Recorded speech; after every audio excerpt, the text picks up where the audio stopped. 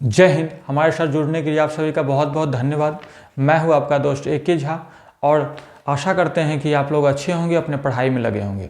आज से मात्र 50 डेज बचा हुआ है 10th के बोर्ड एग्ज़ाम का, ठीक है, जो कि मार्च 12 से स्टार्ट हो रहा है।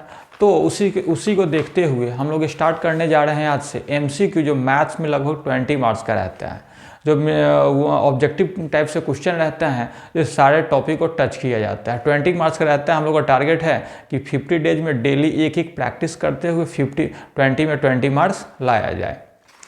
तो उसी को देखते हुए आज से हम लोग स्टार्ट कर रहे हैं। चलिए स्टार्ट करते हैं। मेरा फर्स्ट क्वेश्चन है, ऑब्जेक्टिव के साथ साथ उसमें थोड़ा हम लोग उसके साथ साथ उसमें कुछ जो भी उसका मेथड होगा, प्रैक्टिकल होगा, प्रैक्टिस जैसे भी होगा वो हम लोग स्टार्ट करेंगे। फर्स्ट मेरा क्वेश्चन है, कह रहा है कि prime factorisation of the natural number 288। Prime factorisation क्या क्या होता है? पहले बात तो हम समझ लेंगे कि प्राइम नंबर क्या होता है। प्राइम नंबर क्या होता है? वो नंबर जो 1 से और इटसेल्फ खुद से डिविजिबल हो, that is called prime number. जैसे कि कोई भी नंबर हो, जैसे कि 2 या 3, 5, 7 इट्सेट्रा, बहुत सारे प्राइम नंबर, ये सब होता है प्राइम नंबर। इसी को हम कहेंगे फैक्टराइज करेंगे, फैक्टर करेंगे। फैक्टर का मतलब क्या होता है? उसको पार्ट बाई पार्ट तोड़ देना, अलग अलग कर देना। जैसे कि इसमें दिया हुआ है कि 288 को हम लोग क्या करेंगे? प्राइम फैक्टर करेंगे, ठीक है। तो हम इसमें 2 से कर सकते हैं क्योंकि लास्ट में 8 है।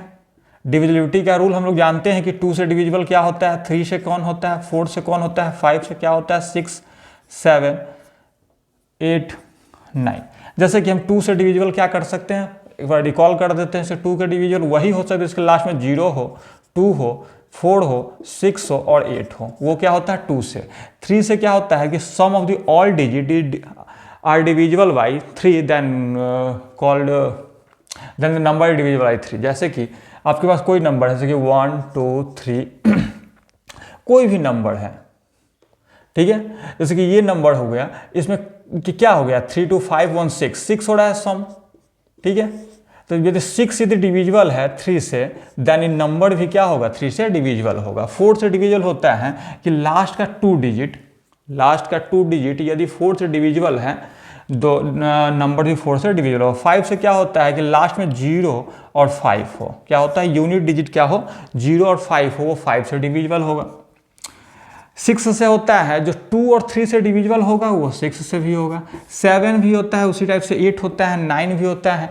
ये सब भी हम आगे क्लास में देखेंगे, ठीक है। तो आज हम लोग फर्स्ट क्वेश्चन में देख रहे हैं इसका प्राइम फैक्टराइजेशन करते हैं। 2 से करेंगे तो 1, 4, 4, फिर 2 से करेंगे तो 7, 2, फिर 2 से करेंगे तो 3, 6, फिर 2 से करेंगे तो कितने टाइम्स में हो जाएगा, 1, 8, फिर 2 से करेंगे तो 9, फिर 3 से 3, ठीक है। राइट साइड में आपको क्वेश्चन दिख रहा होगा, आप लोग वहां से क्वेश्चन पढ़ सकते हैं कि क्या है। जैसे देखिए इसमें 2 कितने टाइम्स है, 1, 2, 3, 4, 5, मतलब 2 के पावर कितना हो गया, 5, ठीक है, इंटू 3 कितने टाइम्स है, 2 टाइम्स, 3 के पावर 2। ये आपका क्या हो गया, आंसर हो गया। इसको हम कहते हैं प्राइम। इसमें केवल प्राइम नंबर से ही डिवाइड करते हैं, प्राइम नंबर ही इसका फैक्टर होता है, ठीक है। चलिए नेक्स्ट क्वेश्चन पर चलते हैं। अब 20 क्वेश्चन होगा, आप लोग ध्यान से देखिएगा। इसमें वही ये जो क्वेश्चन आज का मेरा सेट है, इसमें 20 का 2022 के एग्जाम में से लिया गया है। तो 22 के एग्जाम में यही 20 क्वेश्चन था, उसमें से पहले सेट था, इसलिए हम पहले वाले प्रीवियस ईयर पेपर से लिया गया, उसके बाद नेक्स्ट में से मॉक टेस्ट से भी लिया जाएगा। सेकेंड में क्वेश्चन में कह रहा है कि if 2 cos theta, if 2 cos theta is equal to 1 है, ठीक है, then find the value of theta. Theta का वैल्यू मुझे निकालना है, ठीक है। तो हम लिख सकते हैं कि cos theta is equal to क्या हो जाएगा, 1/2। मुझे वो चार्ट याद होना चाहिए, और नहीं है तो आप लोग देख लीजिएगा, याद कर लीजिएगा, जिसमें क्या क्या कि क्या वैल्यू होता है। जैसे कि हो गया 0 हो गया, 30 हो गया, 45 हो गया, 60 हो गया एंड 90 हो गया, ठीक है। यदि कॉस की बात कीजिएगा, कॉस की, तो कॉस 0 का वैल्यू क्या होता है, 1 होता है। 30 का वैल्यू क्या होता है, √3/2 होता है, ठीक है। 45 1 होता है, 60 कितना होता है 1/2 होता है, 90 कितना 0, तो 1/2 कहाँ पे आ रहा है 60 पे आ रहा है, इसका वैल्यू कितना होगा 60 डिग्री। ठीक है, आंसर 60 डिग्री हो जाएगा। नेक्स्ट क्वेश्चन में चलते हैं हम लोग।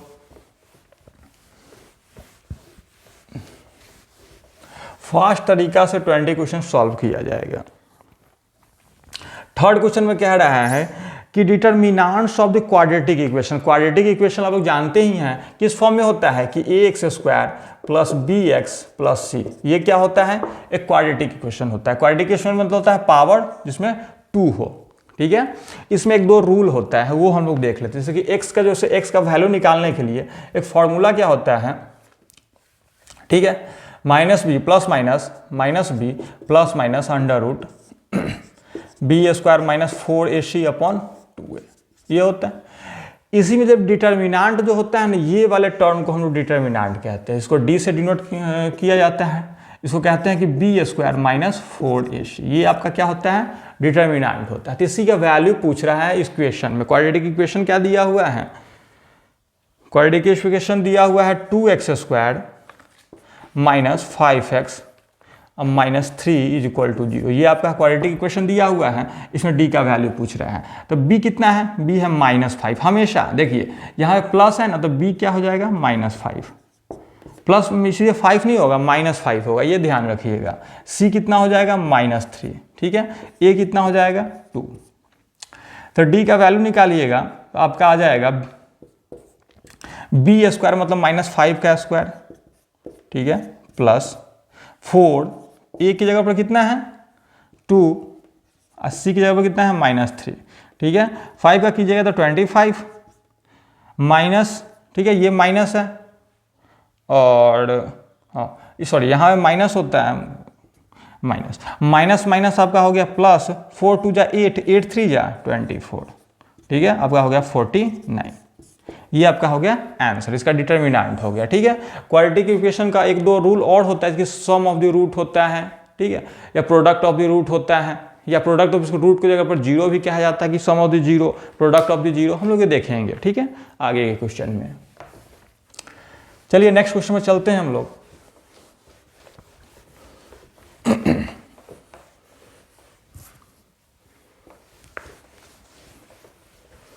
20 क्वेश्चन ये सब इजी ही रहता है, बट इसको प्रैक्टिस की आवश्यकता है। प्रैक्टिस नहीं कीजिएगा तो बनाने में प्रॉब्लम हो जाएगा। 4 नंबर मेरा क्वेश्चन ये कह रहा है द डिस्टेंस बिटवीन, ये कोऑर्डिनेट का क्वेश्चन है। क्या है, कोऑर्डिनेट में हमको दो टाइप पढ़ना है। ठीक है, कोऑर्डिनेट में दो टाइप का पढ़ना है। एक तो ये पढ़ना है कि मुझे डिस्टेंस निकालना है, दो कोऑर्डिनेट मुझे दिया रहेगा उसका डिस्टेंस निकालना होगा।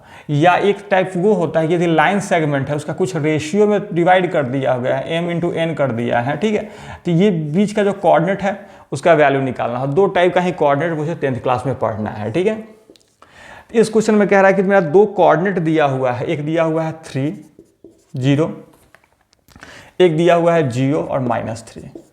तो इसका क्या करना है, डिस्टेंस निकालना। डिस्टेंस का हम फॉर्मूला जानते हैं कि अंडर रूट क्या होता है, x2 - x1 का whole square plus y2 - y1 का स्क्वायर। ठीक है, ये आपका फॉर्मूला होता है। अब इसमें सोचने वाली बात ये है कि कौन x2 है, कौन x1 है, कौन y2 है, कौन 1 है। देखिए जैसे मान लीजिए ये x1 है, ये y1 है, किसी को कुछ भी ले सकते हैं, इसको भी ले सकते हैं। ये आपका x2 है, ये y2। ठीक है, तो आप कह सकते हैं कि x2 कितना है 0 0 माइनस x1 कितना है 3 का स्क्वायर प्लस y2 कितना है, y2 ये है -3। ठीक है, y1 कितना है, ये है 0 मतलब 0 का स्क्वायर अंडर रूट। ठीक है, तो इसमें क्या सकते हैं कि इसको अंडर रूट कीजिएगा तो -3 का स्क्वायर हो जाएगा। ठीक है, प्लस -3 का स्क्वायर हो जाएगा, कि 0 सब्सट्रैक्ट कीजिए ऐड कीजिए तो कोई फर्क पड़ने वाला है नहीं। स्क्वायर जब करते हैं किसी भी माइनस टर्म में, जैसे -x का स्क्वायर जब करेंगे तो स्क्वायर करने में क्या हो जाता है, x² प्लस में हो जाता है, माइनस खत्म हो जाता है। जैसे कि इसको कीजिएगा तो 3 3 9 हो जाएगा, माइनस माइनस प्लस हो जाएगा, क्योंकि हम जानते हैं कि माइनस और माइनस को मल्टीप्लाई कीजिएगा तो क्या होता है, प्लस होता है। ये भी क्या हो जाएगा, 9 हो जाएगा। इसको हम लिख सकते हैं कि अंडर रूट 9 9 18। अब 18 को यदि हम एक बाहर, 18 तो ऑप्शन में नहीं है, 18 को हम यदि बाहर निकालना चाहें तो इसको हम लिख सकते हैं 9 इंटू 2, 18 को लिख सकते हैं 9 इंटू 2, क्योंकि 9 का हम अंडर रूट जानते हैं, स्क्वायर रूट क्या होता है, 9 का कितना होता है 3 होता है, और रूट 2 बच गया। ये आपका आंसर हो गया। ठीक है, आशा करते हैं कि समझे होंगे। चलिए नेक्स्ट क्वेश्चन में चलते हैं हम लोग बिना किसी देरी के।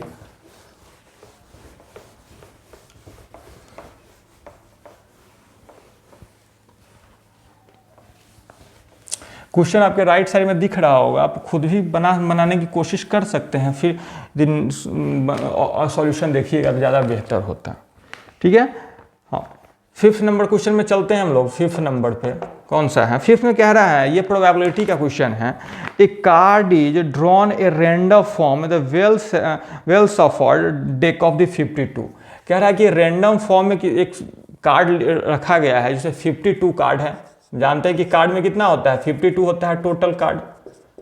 ठीक है, the probability of the getting red card, red card आने की प्रोबेबिलिटी मुझे निकालना है। क्या निकालना है कि रेड कार्ड कितना होगा, रेड कार्ड कितना होगा।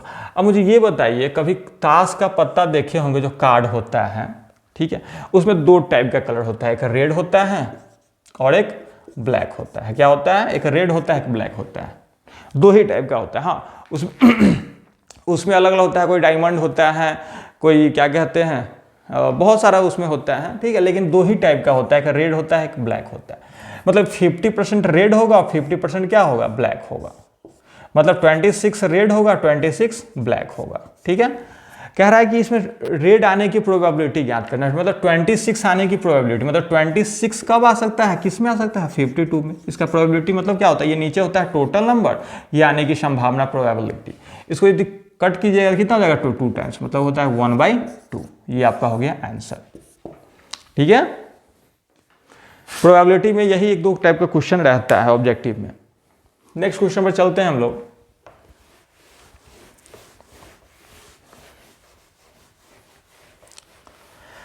एग्जाम में 50 डेज बचा हुआ है। डेली यदि अच्छे से आप लोग प्रैक्टिस कीजिएगा तो 20 मार्क्स लाना इजी है। बहुत से आसान क्वेश्चन होता है, प्रीवियस ईयर पेपर से या मॉक टेस्ट से कहीं से भी कीजिएगा, बहुत आसान क्वेश्चन सब रहता है। या उसके बाद भी ये ऑब्जेक्टिव हो गया, डिस्क्रिप्टिव में यदि जो न्यूमेरिकल है वो सब भी अच्छा क्वेश्चन रहता है, कोई टफ नहीं रहता है। जो भी अभी आप समझ पाइएगा तो ठीक है, नहीं तो इसकी क्लासेज हम लोग एक एक करके, एक एक टॉपिक का एक एक क्लास हम लोग अपलोड करेंगे, आप वो देख सकते हैं।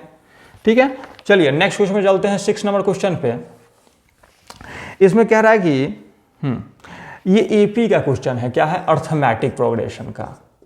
हम लोग अर्थमेटिक प्रोग्रेशन पढ़े हैं जिसमें सम ऑफ द टर्म्स होता है, इस टाइप का क्वेश्चन होता है। इसमें कह रहा है कि the 7 terms of the AP whose निकालना है, whose the first term is 28। First term दिया हुआ है, फर्स्ट टर्म को हम ए से डिनोट करते हैं, ये 28 दिया हुआ है। ठीक है, एंड द कॉमन डिफरेंस दिया हुआ है, डी दिया हुआ है -4। ठीक है, तो हमें 7 टर्म मतलब T7 निकालना है। क्या निकालना है, T7, 7th टर्म निकालना है। कॉमन डिफरेंस का क्या मतलब होता है, पहले ये समझ लीजिए, उसके बाद हम लोग फॉर्मूला पर देखेंगे। कॉमन डिफरेंस का मतलब ये होता है कि -4 से वो कम हो रहा है। जैसे कि मान लीजिए एक टर्म आपका 28 है, फर्स्ट टर्म, ठीक है, ये फर्स्ट टर्म है, तो सेकेंड टर्म इससे -4 होगा, मतलब 24 होगा। थर्ड टर्म कितना होगा, 20 होगा, फिर इससे कितना होगा, 16 होगा, फिर कितना हो जाएगा, 12 होगा, फिर कितना होगा, 8 होगा, फिर 4 होगा। First, second, third, fourth, fifth, six, 7 क्या हो गया, 4 आपका आंसर हो गया। बट ये आपका इजी था इसलिए हम लोग डायरेक्ट निकाल पाए। ठीक है, लेकिन हमको इस फॉर्मूला की बात कीजिएगा तो Tn मतलब या T7 कर दीजिए कि क्या होता है, a + n - 1 × d, ये होता है आपका फॉर्मूला। ठीक है, Tn का है, यहाँ पे Tn है, तो n की जगह पर मेरा कितना है, 7 है। तो 7 टर्म्स में निकालना पड़े तो यहाँ पे हम लोग लिख रहे हैं। ठीक है, तो T7 निकालना पड़े, क्या होता है, a मेरा फर्स्ट टर्म है, फर्स्ट टर्म कितना है, 28 प्लस n कितना है, 7, सॉरी n निकालना है तो n 7 है, क्योंकि 7 टर्म मुझे निकालना है, तो n 7 है, -1 × -4। कॉमन डिफरेंस कितना है, -4। इसको सॉल्व कीजिएगा तो 28 - 6 प्लस -4, ठीक है, इक्वल टू 28 - 6 4 × 24, आपका कितना हो गया, 4। 4 आपका क्या हो गया आंसर। ठीक है, इसमें और भी टाइप होता है, सम ऑफ द टर्म निकालना हो, कॉमन डिफरेंस निकालना हो, जो ये कॉमन डिफरेंस दिया हुआ है ये निकालना हो, या फर्स्ट टर्म निकालना होगा, कभी कभी लास्ट टर्म निकालने के लिए ये पूछ देते हैं। ऑब्जेक्टिव में हो गया, सब्जेक्टिव में, डिस्क्रिप्टिव में, दोनों में पूछ देते हैं, या 2 नंबर का 3 नंबर का, इस टाइप का क्वेश्चन इसमें से हमेशा पूछा जाता है। एपी का हर सेट में 2 से 3 क्वेश्चन एपी में रहता ही है।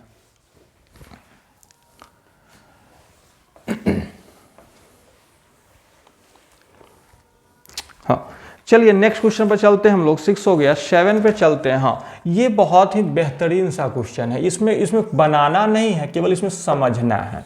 एक ग्राफ दिया हुआ है, क्या दिया हुआ है, एक ग्राफ दिया हुआ है, ये समझिएगा। इसमें कह रहा है कि ऐसे आता है, सॉरी ग्राफ सही से कर रहा हूँ, देखिए ग्राफ कैसा है। इसमें केवल बनाने की बात नहीं है, इसमें केवल समझ लीजिएगा तो ये बन जाएगा। फिर से बना देते हैं। इसमें कह रहा है कि कोऑर्डिनेट बनाया गया है, एक लाइन है, एक सेकेंड लाइन है। ठीक है, इसमें कह रहा है कि इस टाइप से एक ये लाइन आ रही है, इस टाइप से ये जाते हुए इस टाइप से जा रही है। ठीक है, हम जानते हैं कि ये एक्स एक्सिस होता है, मतलब एक्स हो गया तो ये हो गया एक्स डैश हो गया, ये वाई एक्सिस होता है, ये वाई डैश हो गया। ठीक है, ये आपका 0 होता है ओरिजिन। ठीक है, तो कह रहा है कि इसमें निकालना मुझे the number of the zero of P x. Y बराबर पी एक्स दिया हुआ है, वाई बराबर क्या दिया हुआ है पी एक्स। तो पी एक्स का नंबर ऑफ जीरो निकालना है। क्या निकालना है, the find number of zero. ठीक है, जीरो का कितने जीरो आएंगे इसमें। इस टाइप के क्वेश्चन हमको एक लाइन में समझ, ग्राफ कोई भी दे दे और उसमें मुझे क्या कहना है, नंबर ऑफ जीरो निकालना हो, तो इसमें ज़्यादा कुछ करना नहीं है। एक चीज़ केवल याद रखिएगा आप लोग कि जितने बार वो एक्स एक्सिस को टच करेगी ना, उतना नंबर ऑफ जीरो होगा। ये एक बार भी एक्स एक्सिस के टच कर रही है, नहीं ना कर रही है, सब ये भी ऊपर है और ये भी ऊपर है, एक्स एक्सिस को टच नहीं कर रही है, तो नंबर ऑफ जीरो कितना होगा, जीरो। मतलब कोई भी इसमें नंबर ऑफ जीरो नहीं होगा। इसका आंसर ऑप्शन क्या हो जाएगा, जीरो। यदि इसी टाइप से यदि कोई ग्राफ हो, समझने की कोशिश करते हैं, जिसमें एक ठीक है पाराबोला टाइप ये हो, कितने बार टच कर रही है, एक बार टच कर रही है एक्सेस को, तो इसमें नंबर ऑफ जीरो कितना होगा, 1 होगा। इसका आंसर कितना होगा, 1 होगा। यदि कोई ग्राफ हो, कोई 2 बार टच करे, ऐसे हो, फर्स्ट सेकेंड थर्ड, इसमें कितना होगा नंबर ऑफ जीरो, 3 होगा। तो ये केवल समझ लेना है इसमें कि जितने बार एक्स एक्सिस को वो कट करे या टच करे, दोनों चीज़ क्रॉस भी कर सकती है या उसको छूते हुए टच भी कर दें, तो क्या होगा, नंबर ऑफ जीरो उतना ही टाइम्स हो जाएगा। यदि 1 है तो 1, 2 बार हो तो 2। यदि न कोई टच कर रही है, इसमें कोई भी लाइन इस लाइन को टच नहीं कर रही है, तो इसमें नंबर ऑफ जीरो क्या होगा, कोई नहीं होगा, मतलब जीरो इसका ऑप्शन आंसर हो जाएगा। ठीक है, आशा करते हैं समझे होंगे, याद रख लीजिएगा केवल ये।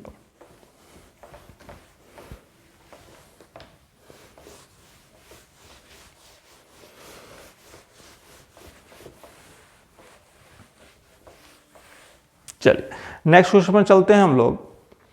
हाँ, इसमें कह रहा है कि the side of the 2 similar triangles are in the ratio 4:7 the ratio of their parameter. देखिए साइड का 2 सिमिलर ट्रायंगल दिया हुआ है, कोई भी सिमिलर ट्रायंगल, ये एक ट्रायंगल है, ये एक ट्रायंगल ये है। सिमिलर ट्रायंगल क्या होता है, हम लोग पढ़े हैं, ट्रायंगल यदि पढ़े होंगे तो उसमें सिमिलर ट्रायंगल क्या होता है ये हम लोग देखे होंगे। देखिए सिमिलर ट्रायंगल वो ट्रायंगल होता है जिसके साथ इसका एंगल और इसका एंगल क्या हो, इक्वल हो। तीनों एंगल, साइड नहीं, साइड यदि इक्वल हो जाएगा तो कॉन्ग्रुएंट हो जाएगा, लेकिन साइड इक्वल नहीं हो, केवल क्या हो, एंगल इक्वल, उसको क्या कहते हैं हम लोग, सिमिलर ट्रायंगल। ये उसका साइन होता है। कॉन्ग्रुएंट हम लोग 9th में पढ़े होंगे, इसमें साइड भी एंगल इक्वल हो, साइड एंगल दोनों इक्वल हो, उसको क्या कहते हैं हम लोग, कॉन्ग्रुएंट कहते हैं। इसमें क्या होगा, केवल एंगल इक्वल होगा तो ये होता है सिमिलर। इसमें क्या है कि इसके साइड का रेशियो दिया हुआ है 4:7। क्या दिया हुआ है, 4:7।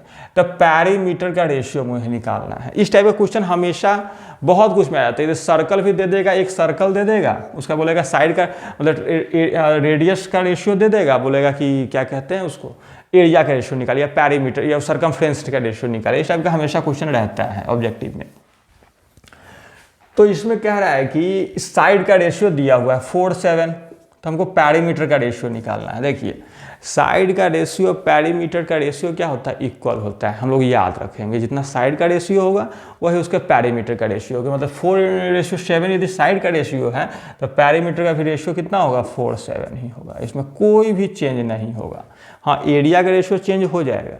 जैसे कि हम सर्कल की बात करेंगे, 2 सर्कल दिया हुआ है, ठीक है, मान लीजिए इसका साइड का रेशियो मान लीजिए 3 दिया हुआ है, ये 4 दिया हुआ है, ठीक है।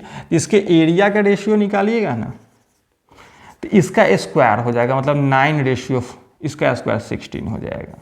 अब बोलिएगा स्क्वायर क्यों हुआ, क्योंकि हम जानते हैं कि सर्कल का एरिया क्या होता है, पाई आर स्क्वायर होता है। आर का जब स्क्वायर करेंगे तो उसके एरिया का रेशियो हो जाएगा, पाई से पाई कट जाएगा। समझ रहे हैं बात ना।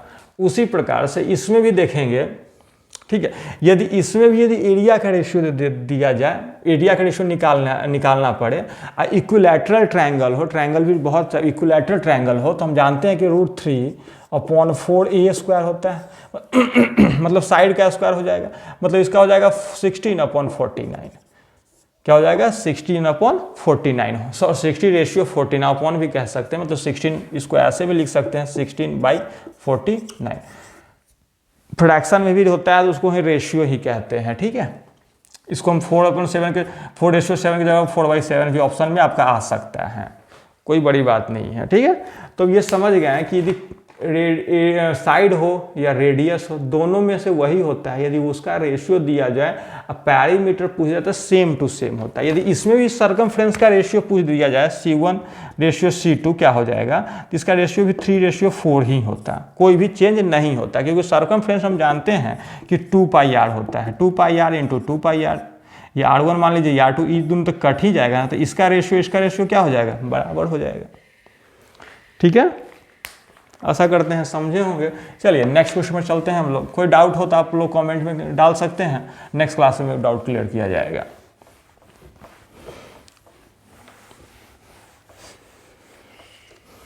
चलिए नेक्स्ट क्वेश्चन में कह रहा है, हाँ ये भी एक बहुत ही बढ़िया क्वेश्चन है। इसमें एक ट्रायंगल दिया हुआ है, एक लाइन ऐसे है और ये ऐसे जाती है और ये ऐसे जाती है और यहाँ पे इसको टच करती है, ठीक है। इस टाइप का एक दिया हुआ है, ये दिया हुआ है A, ये दिया हुआ है B, ये दिया हुआ है आपका C, ये D, ठीक है। ये D है, P मत समझ लीजिएगा, D, ठीक है। ये आपका 5 सेंटीमीटर दिया हुआ है, ये 3 दिया हुआ है, ये 2 दिया हुआ है, ये मुझे निकालना है, ठीक है।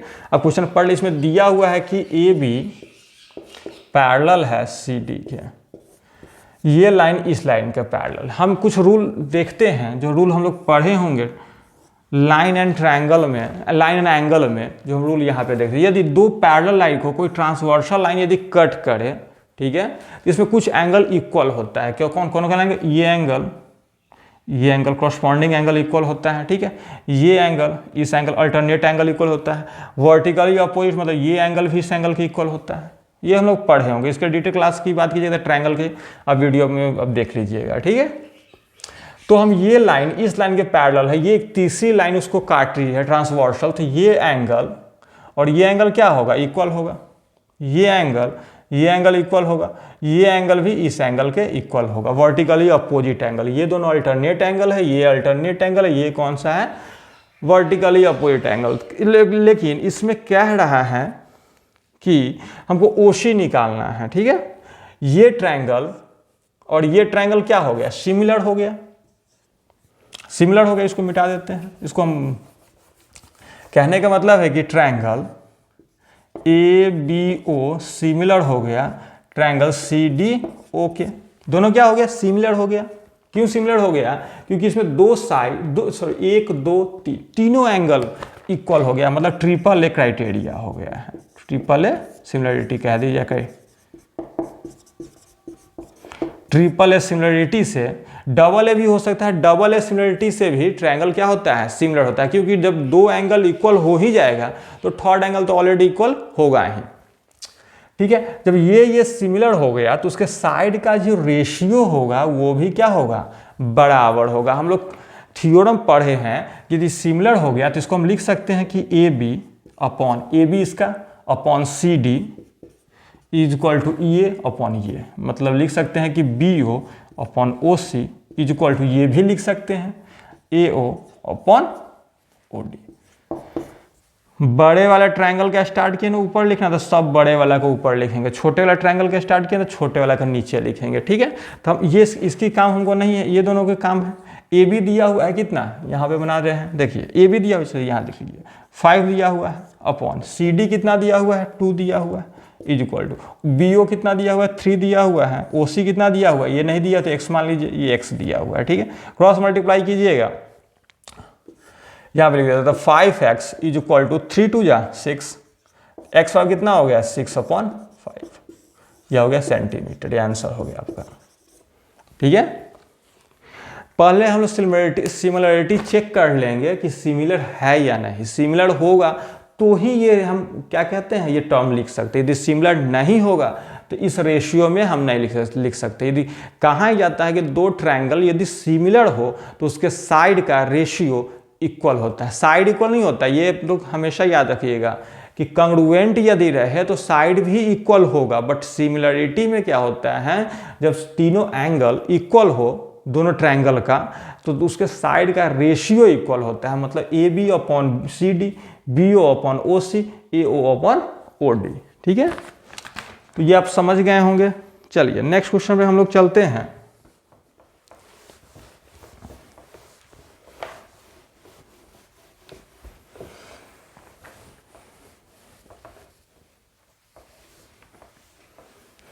डेली आप 20 क्वेश्चन केवल प्रैक्टिस यहीं पे आके इसी पे लाइव कर सकते हैं, यहाँ पे भी रिकॉर्डेड क्लासेज है, बट डेली 20 क्वेश्चन सॉल्व कीजिएगा तो इससे आपको एग्जाम में बहुत ही बेनिफिट मिलेगा, ऑब्जेक्टिव बनाने में या सब्जेक्टिव बनाने में दोनों में आपको अच्छा खासा उसमें मदद मिलेगा, ठीक है।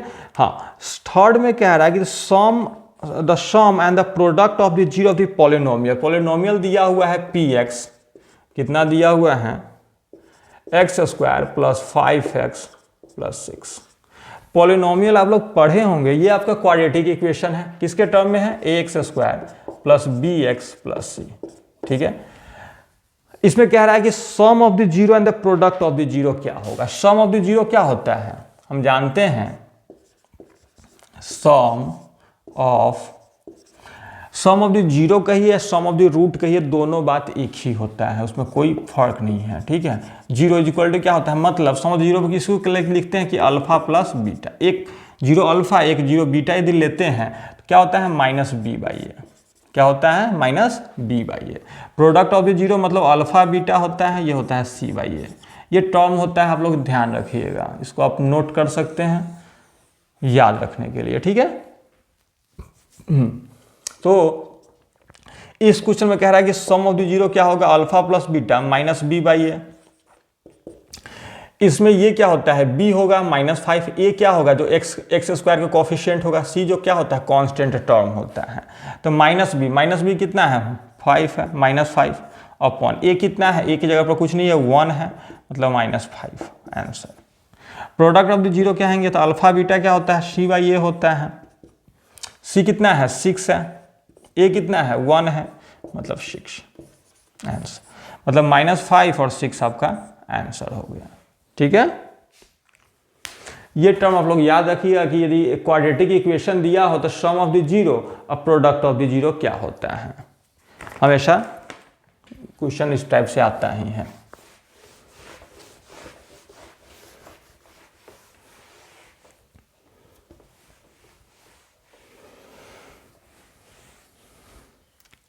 नेक्स्ट क्वेश्चन पर चलते हैं हम लोग। नेक्स्ट क्वेश्चन कह रहा है कि ये भी एक प्रोबेबिलिटी का ही क्वेश्चन है, प्रोबेबिलिटी का क्वेश्चन है आपका, ठीक है। चलिए प्रोबेबिलिटी में क्वेश्चन में एक या दो क्वेश्चन ऑब्जेक्टिव में भी रह जाता है, एक मतलब डिस्क्रिप्टिव में सॉल्यूशन में वाला में बड़े क्वेश्चन में 2 या 3 मार्क्स का भी रहता है क्वेश्चन।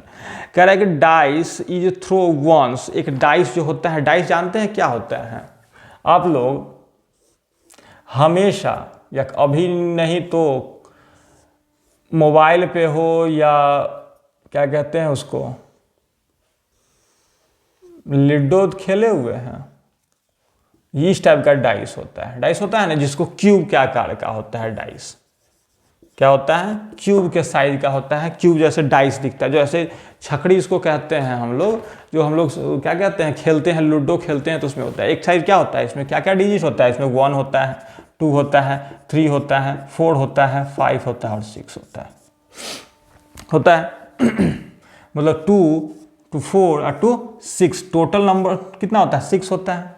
एक पर 1 लिखा रहता है, किसी पर 2 रहता है, किसी पर 3 लिखा रहता है, किसी पर 4, किसी पर 5 और किसी पर 6 रहता है। नहीं होता है 6 नंबर आता है, किसी को 5 नंबर आता है। तो इसमें कह रहा है कि डाइस थ्रो वंस, एक डाइस को एक बार यदि फेंका जाए, ठीक है, find the probability of the getting a number less than 7, 7 से कम आने की प्रायिकता, प्रोबेबिलिटी मुझे ज्ञात करना। 7 से यदि लेस देन 7 हो, क्या हो? लेस देन 7 हो, मतलब लेस देन 7 मतलब सारा हो जाएगा, मतलब 1 भी आ सकता है, 2 भी आ सकता है, 3 भी आ सकता है, 4 भी आ सकता है, 5 भी और 6 भी। 7 से कम मतलब कितने टर्म्स आ सकता है? 6 आ सकता है। और टोटल कितना टर्म है? 6 है। कितना कटेगा? मतलब 1। प्रायिकता क्या होगा? 1 होगा। मतलब एक बार फेंकिएगा तो कुछ ना कुछ तो आएगा ही। यदि 1 आए, 2 आए, 3 आए, 4 आए, 5 आए, या 6 आए, कोई ना कोई तो एक बार में आएगा ही। इसलिए कह रहा है कि 1 से 6 तक मतलब लेस देन 7, 7 से कम आने की प्रायिकता क्या होगा? तो क्या होगा? 1 होगा। ठीक है, चलिए नेक्स्ट क्वेश्चन में चलते हैं हम लोग।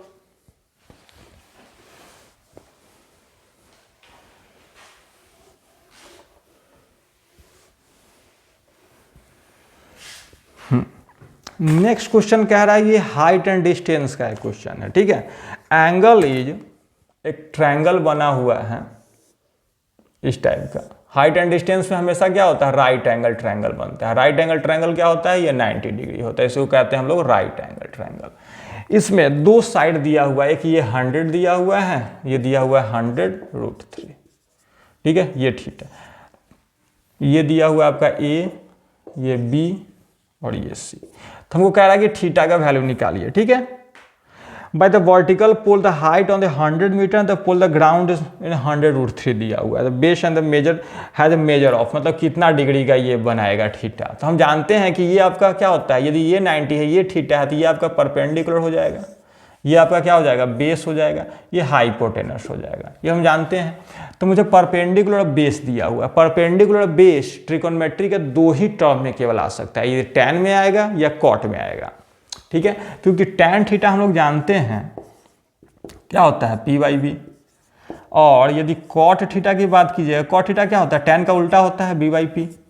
ठीक है, तो tan थीटा क्या होता है? tan थीटा मुझे निकालना है p/b।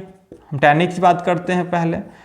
tan थीटा p कितना दिया हुआ है? 100, b कितना दिया हुआ है? 100√3। 100 से 100 कैंसिल हो गया, आपका बच गया क्या? tan theta is equal to 1/√3।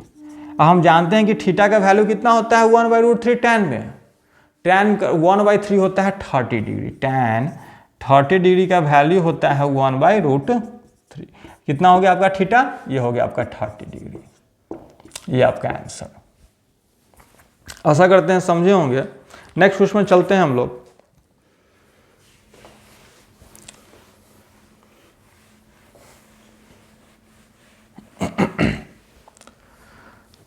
Next question में क्या रहा है मेरा?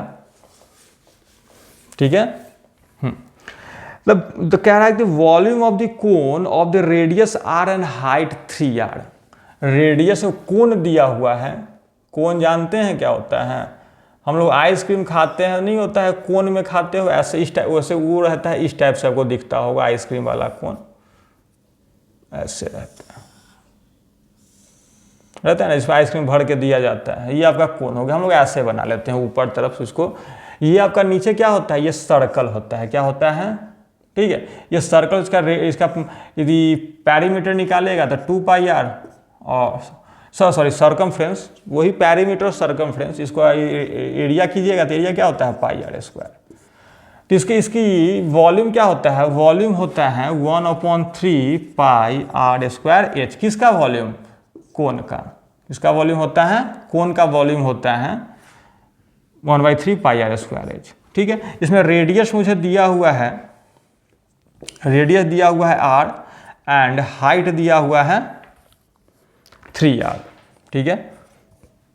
वैल्यू पुट कर दीजिए 1/3 इंटू पाई, r का तो r ही रह जाएगा और h की जगह पर क्या हो जाएगा 3r, 3 से 3 कैंसिल हो गया, पाई r2r एक r कितना हो गया r3, ये आपका आंसर हो गया, ठीक है।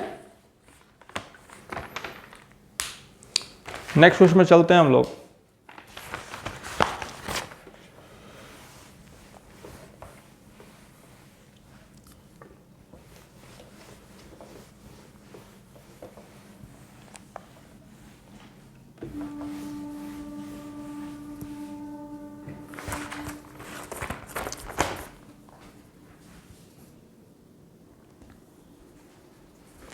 नेक्स्ट क्वेश्चन है हम लोगों का जिसमें कह रहा है कि हाँ, the distance between two parallel tangent of the circles of A diameter 7 centimetre. एक सर्कल है, ठीक है, सर्कल बना दिए, इसमें इसका टेंजेंट क्या होता है, टेंजेंट वो लाइन होता है जो सर्कल को क्या होता है टच करते हुए चले जाए, केवल क्या हो, इसमें कह रहा है कि टू पैरेलल टेंजेंट, मतलब एक टेंजेंट यदि यहाँ से पैरेलल जा रही है इसको टच करते हुए, तो एक यहाँ से जाएगी इसके पैरेलल, पैरेलल मतलब वही होता है कि सामने सामने क्या हो, इक्वल डिस्टेंस हो, कहीं पे भी उसका डिस्टेंस चेंज नहीं हो, रेल की पटरी जैसे।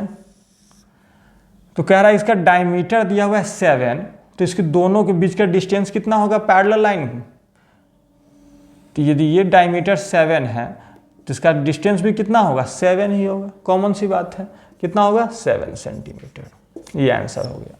जितना डायमीटर होगा उतना ही उसका टेंजेंट का क्या होगा, क्या कहते हैं, बीच का डिस्टेंस होगा। हाँ, टेंजेंट का कुछ रूल होता है वो हम देख लेते हैं, इसमें देख लीजिए, आंसर हो गया। इसमें एक रूल, एक दो रूल हम टेंजेंट का देख लेते हैं, इसको हटा दीजिए। जैसे देखिए एक सर्कल है एक सर्कल हो गया, इस किसी भी पॉइंट से, ये रूल होता है टेंजेंट का, रूल हम लोग देख लेते हैं। आगे क्वेश्चन आ सकता है या नहीं आएगा, तो हम लोग इस टाइप का, इस रूल हमेशा क्वेश्चन आता है। यदि एक पॉइंट से एक किसी भी एक पॉइंट से एक टेंजेंट, एक सर्कल पर 2 टेंजेंट मैक्सिमम खींचा जा सकता है, 2 से अधिक टेंजेंट नहीं हो सकता है। एक से एक मान लीजिए ऊपर की तरफ है तो एक नीचे की तरफ होगा, इस टाइप से, ठीक है।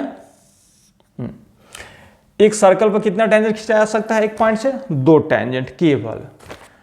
ये मान लीजिए पॉइंट P है, ये आपका सेंटर था O, यहां से सेंटर से टेंजेंट को जो लाइन मिला रही है ये और ये दोनों टेंजेंट पर परपेंडिकुलर होगा, ये क्या होगा, परपेंडिकुलर होगा, ठीक है।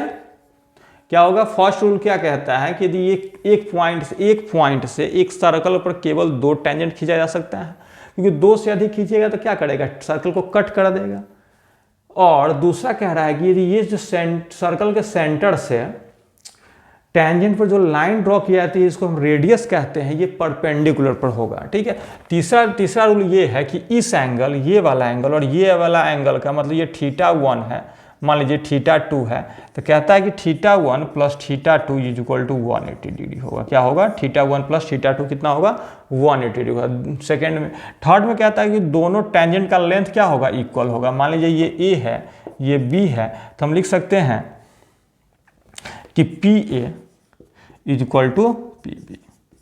ये लेंथ और ये लेंथ क्या होगा, इक्वल होता है। 3 रूल हम टेंजेंट में याद रखेंगे, हमेशा पूछता है, कोई ना कोई इस टाइप से क्वेश्चन रहेगा ही इसके बेस पे।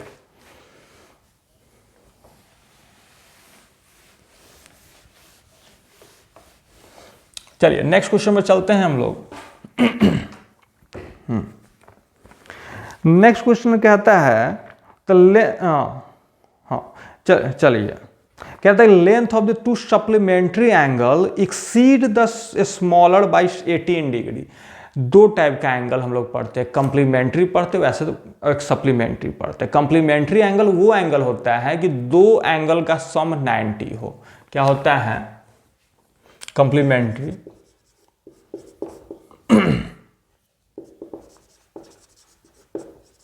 कंप्लीमेंट्री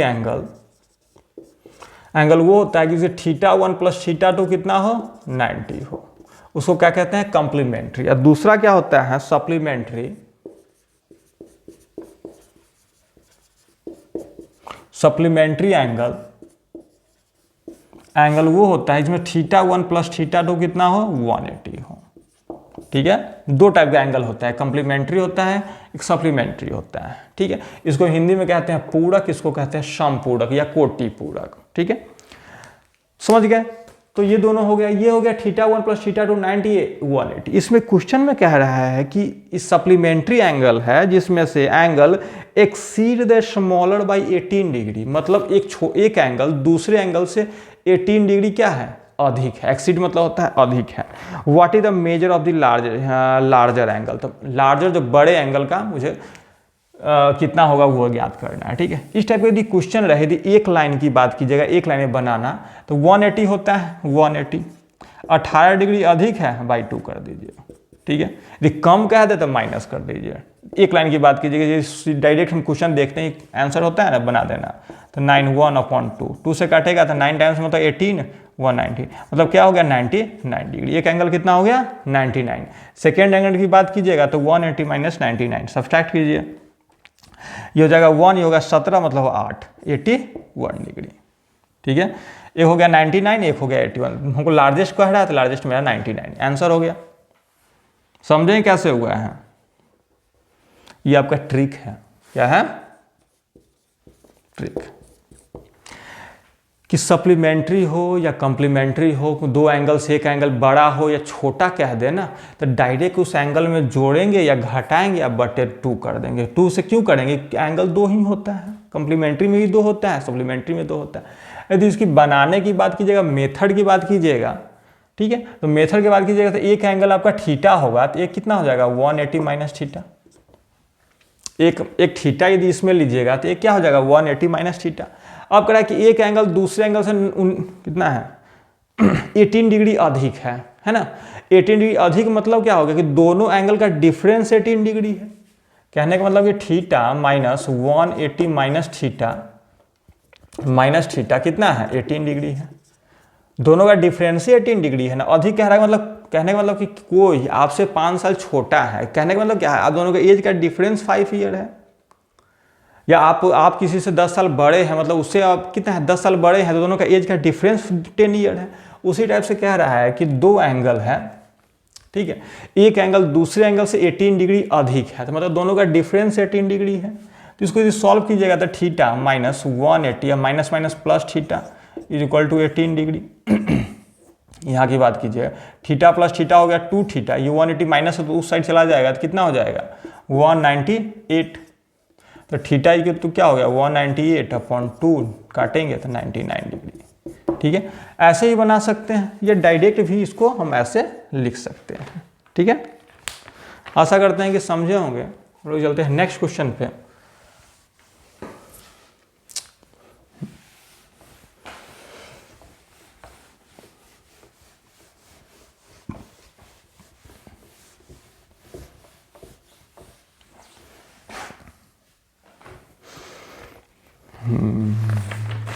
चलिए, एक क्वेश्चन है, इसके बाद दो ट्रायंगल दिया हुआ है, एक ट्रायंगल है और एक और ट्रायंगल है। ठीक है, एक दिया हुआ है, ये दिया हुआ है 50 डिग्री। इसमें केवल हमको एंगल लिखना है, कि मतलब सिमिलरिटी मुझे लिखना है। ठीक है, 2.2 दिया हुआ है, ये दिया हुआ है 3.5, ये 4.5, ये 7 और ये 50। ठीक है, और उसके बाद कह रहा है कि दोनों सिमिलर भी है, ये है A, ये है B, ये है C, और एक है P, ये Q, ये R। कह रहा है कि ट्रायंगल ABC सिमिलर है ट्रायंगल PQR के। दोनों ट्रायंगल क्या है एक दूसरे के सिमिलर। जब सिमिलर हो गया तो इसका एंगल क्या होगा, इक्वल होगा। उससे हमको मतलब नहीं, कि रूल की बात कह रहे हैं। ठीक है, इसमें कह रहा है कि कौन सा सिमिलरिटी है, कौन सा है। इसमें एक एंगल है, दो साइड है, इसको हम लिख सकते हैं कि SAS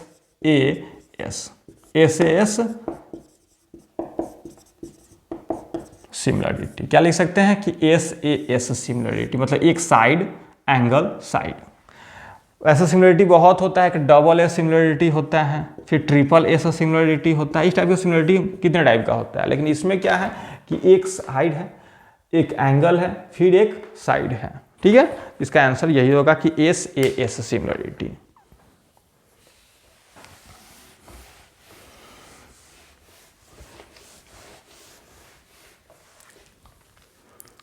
नेक्स्ट क्वेश्चन पर चलते हैं हम लोग। एक सर्कल है, एक सर्कल के ऊपर एक ट्रायंगल बना हुआ है, जैसे कि एक सर्कल दिया हुआ है, ठीक है, सर्कल है, इस पे एक ट्रायंगल बना हुआ है, एक लाइन है ऐसे टेंजेंट, इसको मिटा दीजिए, ऐसे है, मतलब इसको सटते हुए निकल रही है, एक लाइन इस टाइप से यहाँ पे कट कर रही है, ठीक है, और एक और लाइन है जो यहाँ से है,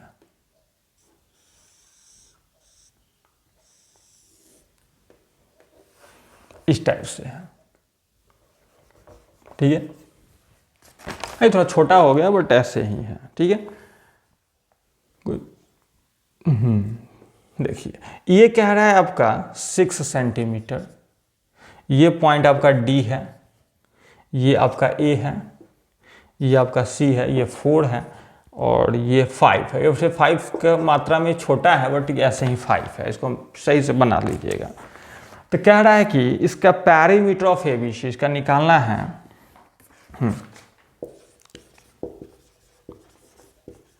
पेरीमीटर ऑफ ट्रायंगल ABC।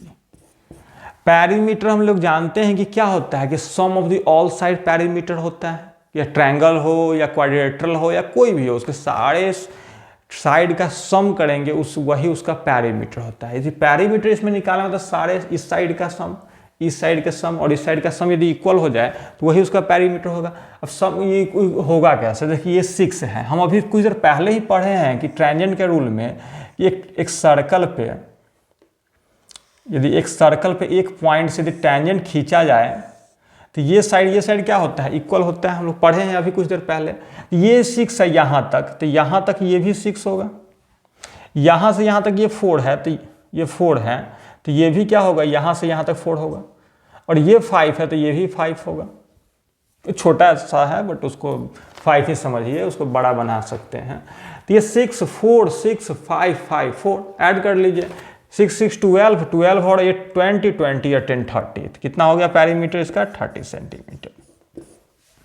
सही है कि sum of the all side उसका पेरीमीटर होता है, और हम जानते हैं कि एक पॉइंट से एक सर्कल पे जो भी दो टेंजेंट खींचा जाता है दोनों का लेंथ इक्वल होता है।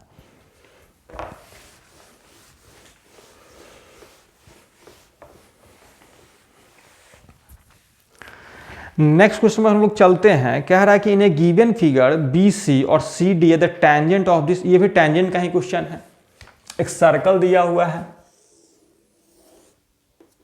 ठीक है, सर्कल है, एक टेंजेंट, ये सर्कल है, ऐसे इस पर एक टेंजेंट खींचा गया है, ठीक है, इस टाइप से, और इसको इससे मिलाया गया है।